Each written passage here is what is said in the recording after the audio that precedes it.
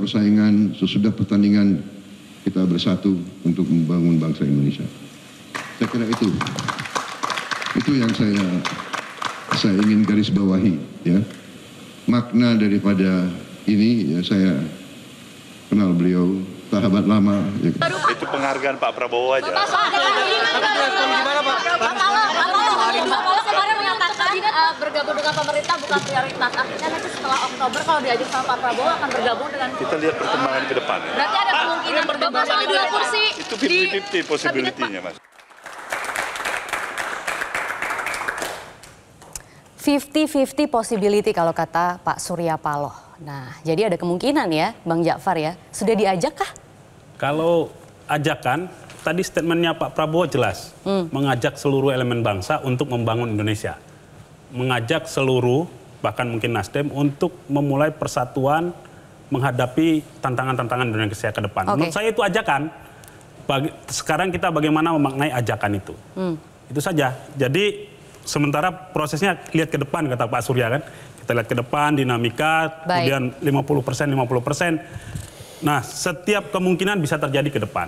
Tapi paling penting dari proses pertemuan ini adalah ada 2 orang tokoh bangsa, 2 orang ketua umum partai, 1 orang presiden terpilih berkomitmen bersama bahwa setelah pertandingan, setelah kompetisi demokrasi yang begitu ketat, menurut saya, ketat kenapa? Seluruh capres ini kan berkeliling Indonesia, berusaha mendapatkan mandat, berusaha meyakinkan rakyat.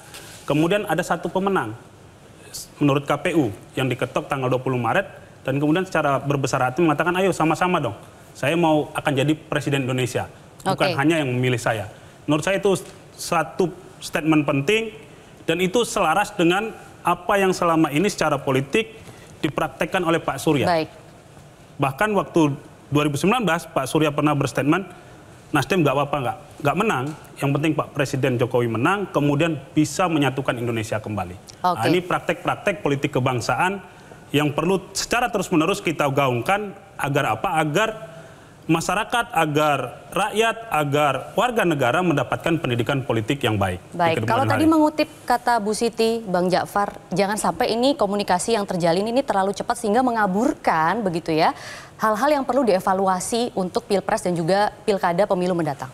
Komitmen menurut saya seluruh partai politik, seluruh elit politik punya komitmen yang sama terhadap demokrasi Indonesia. Apa komitmennya? Secara terus-menerus meningkatkan kualitas. Saya merasakan itu sejak 2014, 2019 bagaimana kita merasakan keterbelahan sosial sekarang tidak begitu rata. Karena apa? Karena semua koalisi, karena semua pendukung capres mendorong program-program yang menjadi arus utamanya. Nah, jadi dalam proses itu komunikasi harus terus-menerus lah. Kita kan semua elit politik ini punya perspektif yang sama dalam hal memajukan Indonesia, membangun Indonesia. Komunikasi terus-menerus ya untuk memajukan Indonesia. Pak Margarito, setujukah apakah ini menurut Anda juga terlalu cepat? Jadi apakah ini memang benar-benar sebagai upaya untuk menjalin komunikasi, membuka rekonsiliasi, atau upaya bagi-bagi konsesi? Begini, itu selalu urusan politik dan itu bukan urusan saya. Tanggapan, tapi kalau Pak Margarito sendiri nilainya? Begini. Anda coba cek pidato Bung Karno tanggal 1 Juni 1945. Anda cek pidato Bung Hatta tanggal 31 Mei 1945. Anda menemukan di situ persatuan. Ketika Bung Karno merancang Pancasila itu, dari Pancasila, terus Trisila, Ekasila, lalu diperas lagi. Apa Bung Karno bilang? Gotong royong. Ya, satu. Anda cek pidato Supomo. Supomo bicara tentang materialistik, negara integralistik. Intinya adalah dia bicara tentang gotong royong, kemakmuran rakyat. Supomo. 31 Mei 1945, Bung Karno 1 Juni. Mari kita lihat bangsa ini. 1949 kita pecah jadi federal. Lalu Mei 1950, kalau tidak salah, Pak Natsir itu mengajukan mosi yang dikenal dengan mosi integral. Dan 17 Agustus 1950 kita kembali menjadi negara kesatuan. 58 kita itu pecah. Ya, kita pecah. Hampir pecah. Dan akhirnya kita dekret kembali, Pancasila kita kembali, kita lagi bicara mengenai negara kesatuan. Oke. Ya, dengan gotong royong dan segala macam. Itu satu. Itu satu kategori. Yang kedua, Profesor Siti pasti ngerti, pemilu presiden tahun 1801 di Amerika Serikat itu menempatkan Thomas Jefferson, John Adams, Van Buren, gitu ya. Itu pemilu terkacau pertama di dunia. Karena pembelahan saranya luar biasa. Thomas Jefferson itu dituduh sebagai orang murtad. Karena dia orang yang sangat proteksi, sangat mengagungkan human right.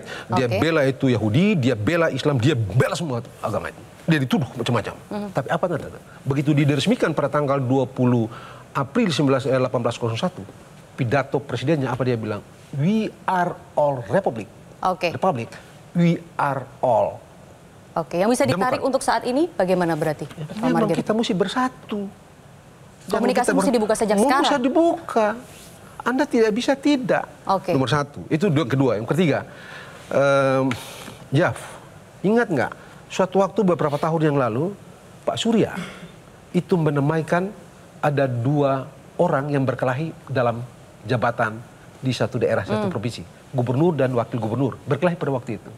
Ingat? Pak Surya menamaikan 2 orang itu. Saya kira dalam konteks itulah kita mesti lihat peristiwa Pak Surya memberi ucapan selamat, dan setelah itu disambut oleh Prabowo dengan mendatangi Pak Surya, bicara sebagai sahabat, sebagai kolega, sebagai biasa lah gitu.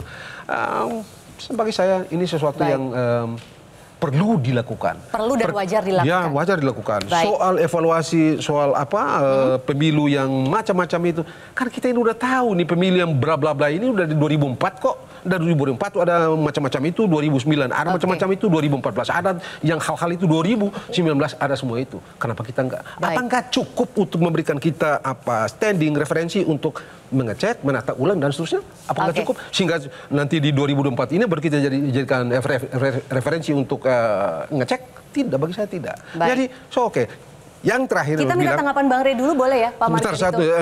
Singkat boleh. Lalu pertemuan ini kan tidak mengubah apa-apa kan juga kan, kecuali yang itu tadi itu. Secara hukum tidak mengubah apa-apa. Buktinya tadi di VT itu tetap aja itu perkara jalan itu. Jadi aja. Bagi saya ini bagus. Hal yang wajar, yang bagus, yang perlu dilakukan. Bang Rey bagaimana melihat ini?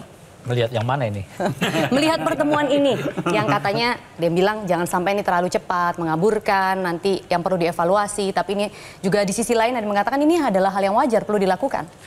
Bertemu nggak bertemu juga wajar, nggak bertemu juga wajar, bertemu juga wajar. Nggak bertemu wajar, kenapa nggak bertemu itu wajar? Ya karena memang ada sebagian orang yang menganggap prosesnya belum selesai, karena masih ke MK kan. Oleh karena itu ya tunda dulu deh bertemu. Lagi pula kan bertemu itu kapan waktu juga bisa. Tidak harus sekarang. Tidak harus sekarang kan. Kenapa harus buru-buru? Itu pertanyaannya. Kenapa harus sekarang? Ini kan tadi misalnya disebutkan tadi kan, kita menerima hasil tapi kita gugat ke MK. Bagi saya itu positif negatif. Menerima hasil itu adalah positif, menggugat ke MK itu negatif. Menyatukan positif negatif dalam satu wadah itu gimana? Jadi kalau Anda menerima hasil, ya Anda nggak ke MK. Kalau Anda ke MK, ya Anda berarti belum menerima hasilnya. Itu logikanya gitu loh.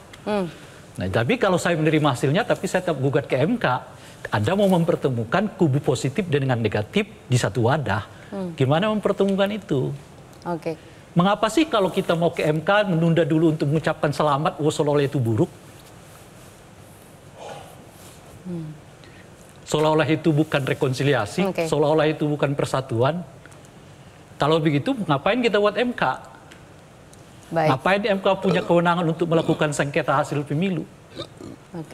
Ngapain ada Bawaslu? Macam-macam. Itu semua karena kita selalu punya asumsi bahwa di dalam pemilu itu belum tentu hukum-hukum pemilu ditegakkan dengan benar. Sehingga dengan begitu dimungkinkan kepada mereka yang mungkin mendapatkan perlakuan tidak adil di dalam pelaksanaan pemilu itu untuk menggugatnya. Maka itulah kita buat MK, kita buat Bawaslu, bahkan ada MA, ada PT UN, macam-macam dan seterusnya itu yang bisa menilik, melihat, mengevaluasi apakah benar ada perlakuan yang tidak adil kepada peserta pemilu itu. Baik. Nah, yang menarik bagi saya itu adalah kalau orang mengatakan orang ke MK itu dengan menyebut ya karena kalah aja. Ya memang karena kalah dia ke MK. Kalau orang menang mana mungkin ke MK. Tapi ke MK juga ya? Mana ada orang menang ke MK? Oh ya, kalau kamu maksud dengan Prabowo ikut terkaitnya, dia terkait karena kan dia dari segi karena hukum dia digugat. Dia bukan yang membuat laporan. Betul, gitu bukan loh. Sebagai pelapor ya. Makanya kalau ada menyebut kalau orang ke MK itu karena dia kalah, ya memang karena dia kalah dia ke MK. Kalau dia menang kayak Prabowo. Jadi Bang Rey memandang pertemuan ini jangan dulu begitu? Jangan dulu pertemuan ini kan sebelum saya nggak tahu, pertanyaan saya kalau ditunda memang kenapa sih? Oke. Lebih ke situ ya, kalau ditunda kenapa ya. Nah, ini kita juga sudah bergabung bersama kami, ada politisi Partai Gerindra, Andre Rosiade. Selamat malam, Bang Andre. Saya menggantikan Andre, saya Wihadi. Oh, mohon maaf. Wihadi Wianto, politisi Partai Gerindra ya, yang menggantikan Bang Andre yang tadi hampir hadir sebenarnya di studio Metro TV. Pak Wihadi, terima kasih atas waktunya. Kita akan gali lebih lanjut ya mengenai makna pertemuan dari Capres terpilih Prabowo Subianto dan juga Surya Paloh di Gondang Dia beberapa hari lalu. Tapi kita akan jeda terlebih dahulu pemirsa. Jangan kemana-mana, tetap di Panggung Demokrasi.